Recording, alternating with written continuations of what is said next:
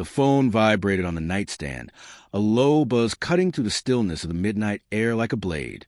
I jolted awake, heart pounding, the room cloaked in shadows that seemed to pulse with my unease. The screen glowed, casting a sickly blue light across the rumpled sheets. A text from Lila. I found someone else. I want nothing more to do with you. My breath caught, a sharp stab of disbelief twisting in my gut.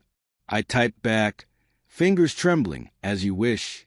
But the words felt hollow, a flimsy shield against the truth I'd been dodging for weeks. The apartment was suffocating, the air thick with the scent of stale coffee and Lila's lavender perfume lingering on the couch cushions. I paced the hardwood floor, bare feet catching on the cold, uneven slats. My mind replayed every moment, searching for cracks I'd ignored. The late nights she claimed were work. The way her laughter had grown sharp, dismissive, when I asked about her day. The faint smudge of unfamiliar cologne on her scarf last week, sandalwood, not mine. I'd told myself it was nothing, a trick of the mind, but now each memory burned, a red-hot ember of doubt. I sank onto the couch, the springs creaking under my weight, and stared at the phone. No new messages. Just that single, brutal line, glowing like a verdict. My chest ached, a raw, gnawing pain that wasn't just heartbreak, but something uglier. Betrayal, laced with the humiliation of being blindsided. I wanted to call her, to demand answers, but pride held my tongue.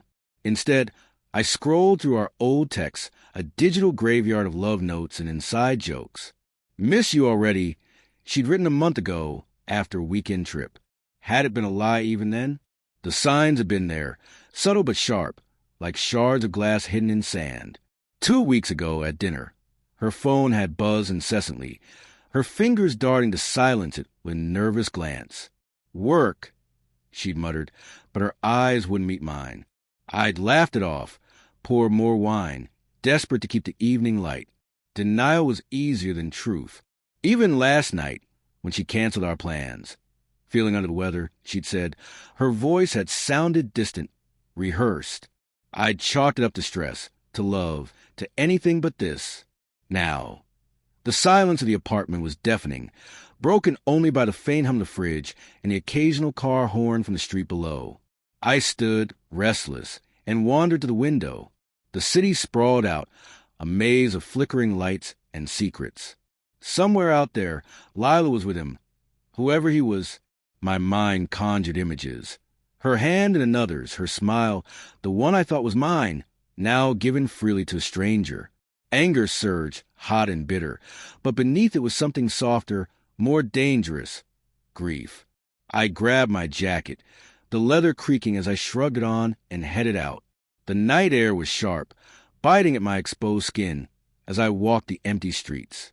I didn't know where I was going, only that I couldn't stay in that apartment, surrounded by ghosts of us. My phone buzzed again and my heart lurched, hoping it was her, an apology, an explanation.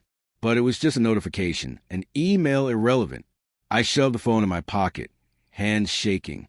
At the corner bar, neon lights buzzed, casting a red glow over the cracked pavement. Inside, the air was thick with cigarette smoke and the low murmur of strangers. I ordered a whiskey, the burn of it grounding me, and overheard a conversation at the next table.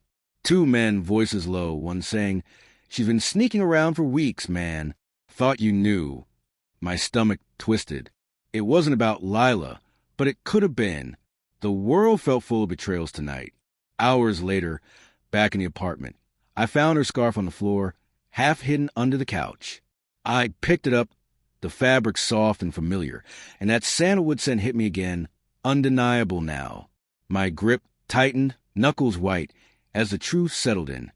She'd been unraveling us long before that text. I sank to the floor, scarf in hand, and let the weight of it all, love, trust, hope, collapse. Then a knock at the door. Soft, hesitant, but unmistakable. My pulse spiked, a mix of dread and longing. I stood, still clutching the scarf, and opened the door. Lila stood there, eyes red, her coat damp from the rain. "I made a mistake," she whispered, voice breaking. But behind her, in the hallway's dim light, a figure lingered, a man, his face half hidden, watching us. My heart stopped. She hadn't come to fix things. She'd come to confess.